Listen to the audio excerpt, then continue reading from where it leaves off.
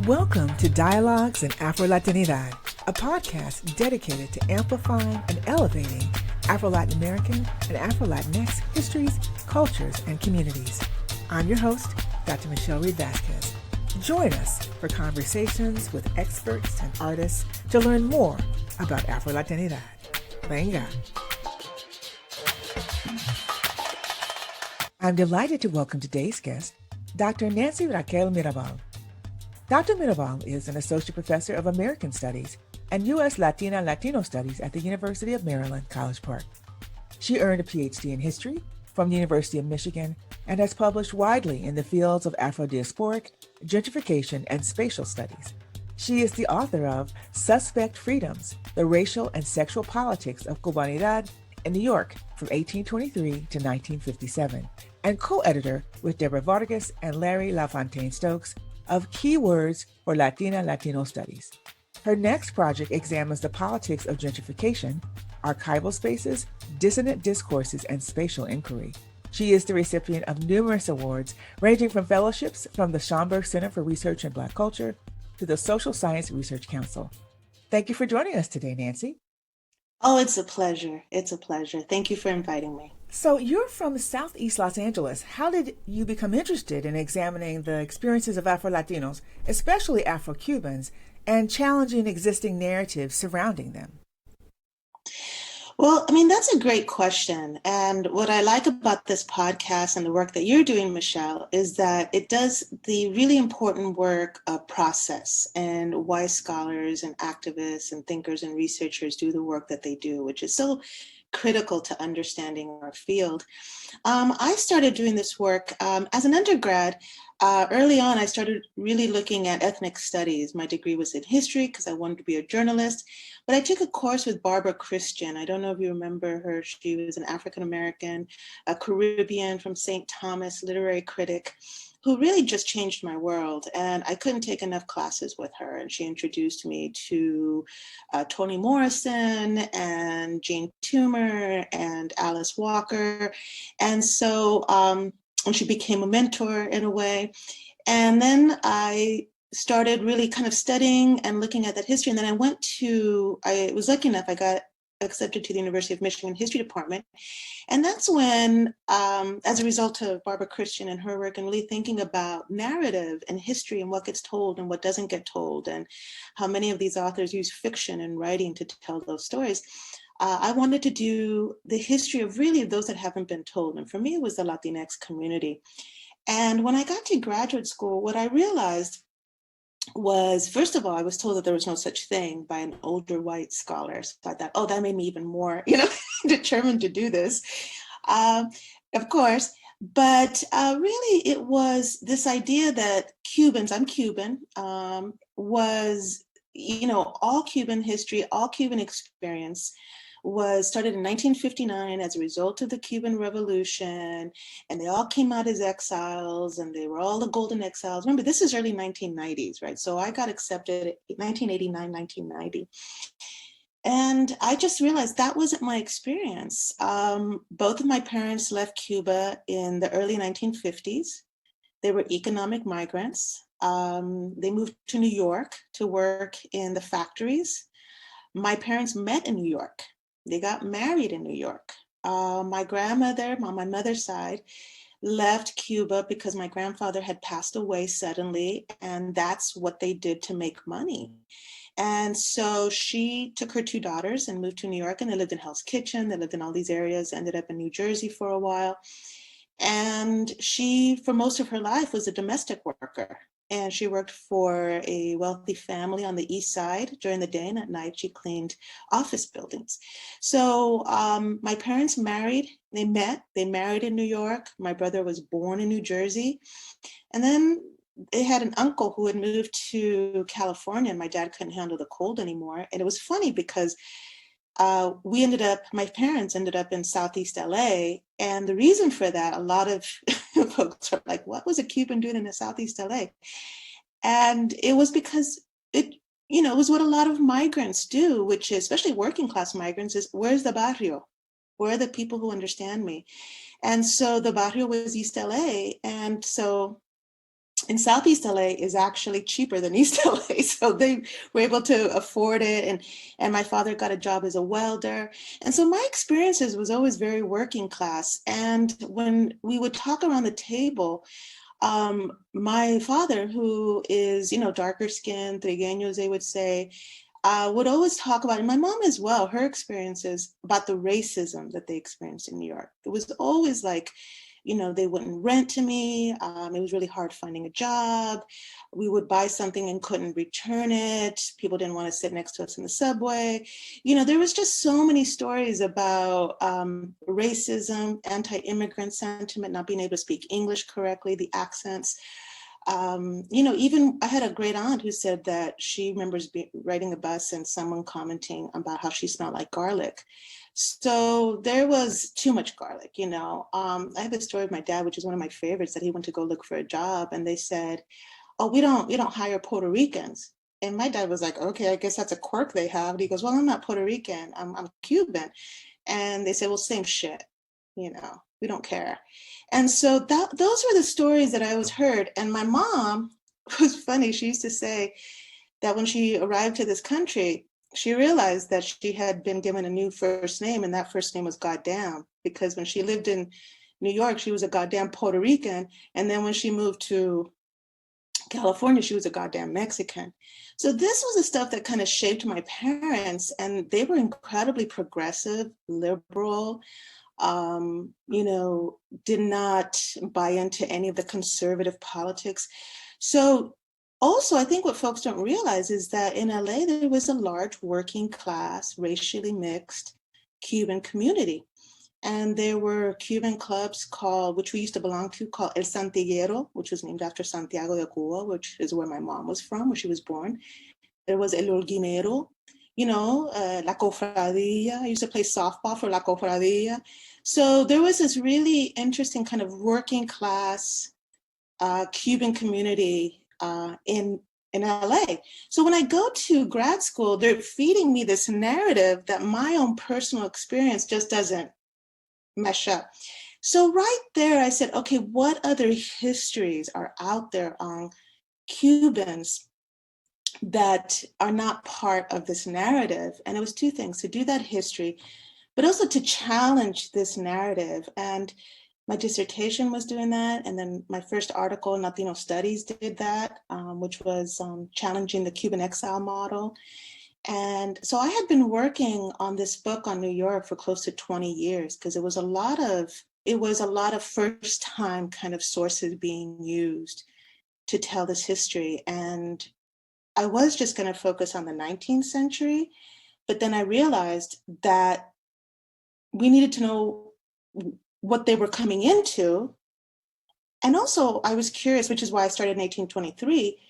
But I was also curious on what happened to this community, because a lot of studies that look at that golden era stop in 1902.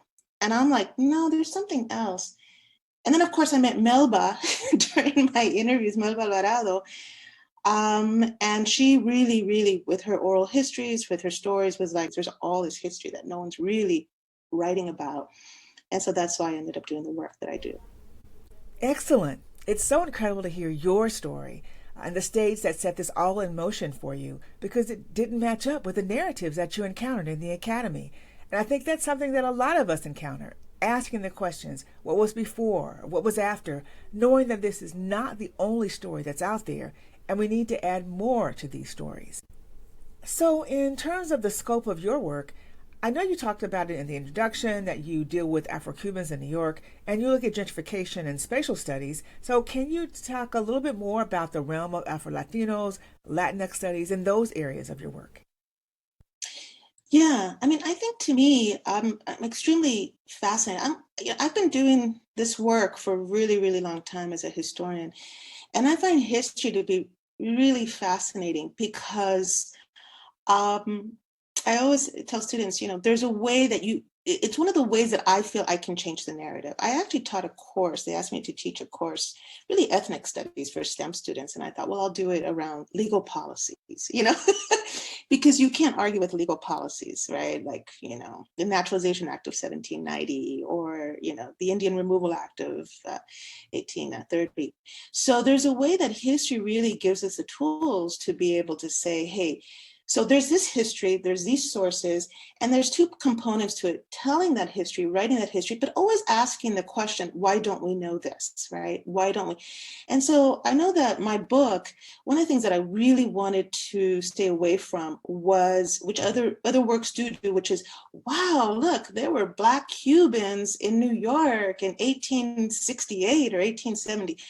I've said that that's a given, right? That's a given, because to be honest, as a diasporic expert, Black folks have moved for many, many, many generations. They're everywhere, right? They're in Central America, they're in South America, they're in Caribbean, they're everywhere. In fact, the majority of Afro-diasporic peoples are in Latin America, right?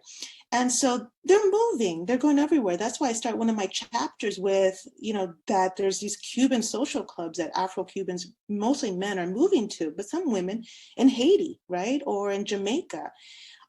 So I was always interested in the narrative and theorizing that. And one of the theories that I started thinking about was that when I was reading a lot of these newspapers, and studies didn't really talk about this, and they still don't, is really the politics of whiteness and blancamiento and how that moves in with so when you get folks who are anti-Spanish, a lot of them are very elite white landholding Cubans who come to New York because it's the destination of publications in 1830s, 1840s, who are really about whiteness.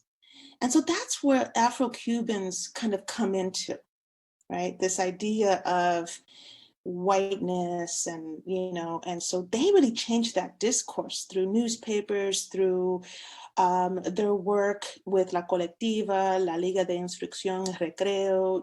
They're the ones that I argue help Jose Marti to be more expansive in his thinking, and he actually credits them, Rafael Serra, Sotero Figueroa, with that kind of thinking. And so for me, it was really about changing that. And then I argue in the book that once the war is over, and again, it's something that I would love for folks to expand on. I argue that the diasporic thinking that we had in New York really travels to Cuba. So Tomás Estrada Palma, who's a US citizen, is installed as the first president.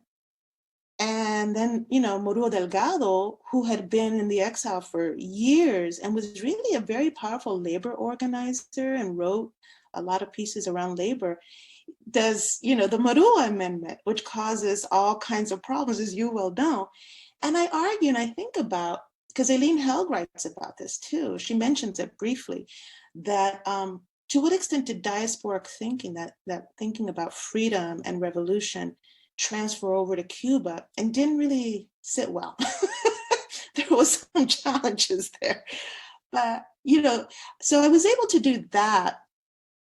But yeah, I think that's kind of what I'm interested in, is looking at the crevices, the fragments, and I write about that in the history. And also the photo on the cover of the book really, for me, was kind of the theoretical kind of grounding of the book, which is to talk about, again, these histories that are there but don't get told, or was that when I first met Melba Alvarado, the story goes, I went to the Schomburg in the early 1990s, and I said, look, I want to interview women. I want to interview Afro-Cuban women. It's all these men, And they said, well, we know this woman, Diana Lachantener, who was the archivist there, who's now a dear friend, and we talk about this all the time. And at the time, I was just like... this grad student that was bugging her, and she was like, get away from me. And so she gave me the phone number for Melba Alvarado, and she goes, contact her. She's been around for a long time. She might talk to you. And so folks don't realize I was this oral historian with these, 1990s, we didn't have all the stuff we have now. And I had my recorder and my microphone, and it's hot, and I'm on the subway to the South Bronx. And I called her and she said, yeah, I'll talk to you. Just come, come to the club and all that.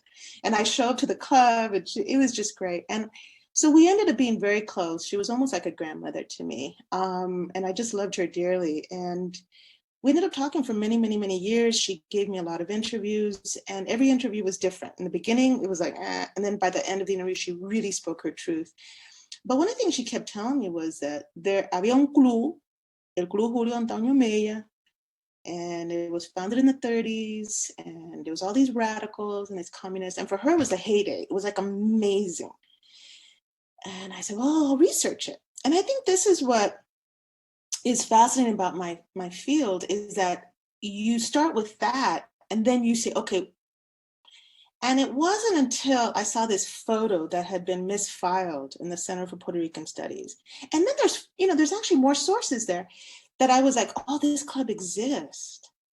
And then on the writing, it said IWO, which was the International Workers Order. And that then gave me direction to like, okay, these are the sources I have to look at.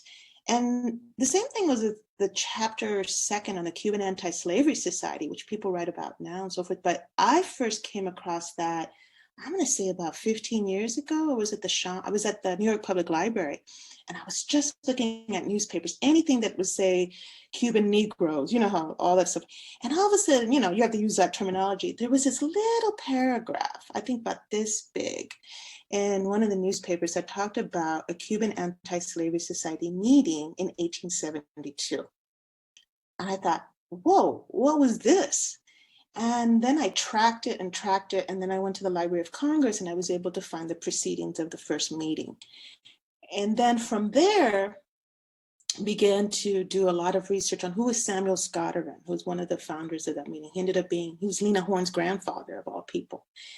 And Henry Highland Garnett, and so it really is, if you like detective work to do that research, that's how it was that I didn't let go of Melba's idea of El Club Mella, El Club Julio Antonio Mella, which was named after Julio Antonio Mella, who was one of the founders of the Cuban Communist Party, which is why I was like, who would name a club named after a Communist Party member in New York?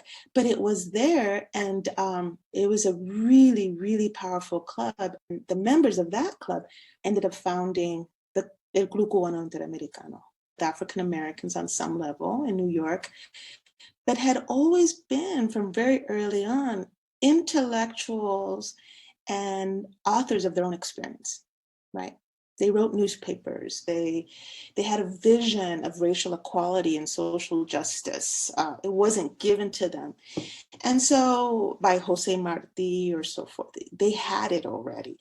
And so I started being fascinated by that, and also thinking about whiteness in ways that I'm still thinking about that and what that means in terms of theory. Yes, I'm thinking about these visions of freedom and equality that you laid out in this historical sense. And I'm wondering if there are ways that you tie that to the urgency of today's movements, for Afro-Latinx populations in particular. Yes, absolutely. I think that as I was doing this research, a lot of the work and the research that I've done and the historical work, and the reason that I stayed with it, it was a really tough book to write. I'm not going to argue. And I think it's also a tough book to understand. And so I have friends who have read it and say, it's really dense. I like it, Nancy, but you're saying 5 million things at once. And I say, good, because I think that that's what this history deserves, right? Not just cursory cast of characters and look at this, and really a deep understanding and thinking of theory. And, what I wanted to do with that is to say that Afro-Latinidad is not a new concept. There is a history here, and a valuable and valid history. And I even was like, if you look at the organizing, the politics, it's not just New York, right? There's also something going on in DC. So when I moved to DC, I gave a book talk at a local bookstore here, the Potter's House. And who showed up? Rosa Grillo. And I'm just like, and Rosa, I had never met Rosa Grillo, but Rosa Grillo is Emilio Grillo's niece, right? and the famous Grillo family in DC. And so I write about Frank Grillo, right? And I write about, and that's one of, I think that's her father or her uncle. And I write about how he had a relationship with the CCI in Mel Alvarado, New York. And so as we were talking, she was like, yeah, my family came in 1920s. And so there was this, and then we did a talk with her. And there's this huge Afro-Cuban, Afro-Latino community in DC. And then there's, in New Orleans as well. And so there's just, as well as Florida, of course. So that, and I'd like to look more even in California, that the idea was, there is a history here. This is not a new phenomenon. This is not an entangling of, identities and races. And there's always been there. So that's why I thought the work was important in kind of grounding the movement that is happening now. And I also to educate other, colleagues who continue to look at Chicanos in California, Puerto Ricans in New York, and Cuban, and to kind of get deeper. And I think one of the calls that a lot of like Afro-Latinx scholars have done, which I agree, is to really interrogate this term of Latinx and, what do we do with it and how we think about it, right? So for people investigating and interrogating these kinds of terms and these kinds of histories, what advice would you give to them to engage in that? What can they do right now? What can they do right now? Well, I think keep doing it. I mean, I can't give advice. There's this new generation of scholars and thinkers that are inspiring me. Miriam Jimenez Roman, who is our godmother, she was a close friend. I loved her dearly as well. She was very close friends with Diana Lachantanet. I spoke to her often, and her and Juan, when they'd come out to California, especially the Bay Area, when I was teaching at San Francisco State University, we brought them out. We would always hang out. They'd come out. I'd go to New York when I was at the Schomburg, have dinner at her house, have a conversation. And I think that she really was beginning to lay this groundwork of what does this kind of look like? It's scholarship. She would say, there's scholarship, there's history, but there has to be a rethinking, right? There has to be rethinking among us as a community that whiteness is a problem. This idea of whiteness, and there was, a lot of racism. And I would talk and I said, I understand that racism very well. And so there is, and then she would say, well, then there's African Americans, especially on the East Coast, who don't really understand Afro-Latinos and the history of Afro-Latinos, and kind of thinking that there's like this new phenomenon. Are you Puerto Rican or are you Black? And having people choose between the both when they're both this. And so there's also this idea of, and we would talk about this often, is the persistence of the binary that needs to also be interrogated and investigated and challenged on some level, move beyond the binary. Yes, absolutely. And on that note, I think we're going to have to close out our conversation. So I want to thank you so much for joining me today. This has been incredibly eye-opening, and I've learned so much about you as I continue to do every time that we talk. And I look forward to the next time. You're welcome. It was a pleasure.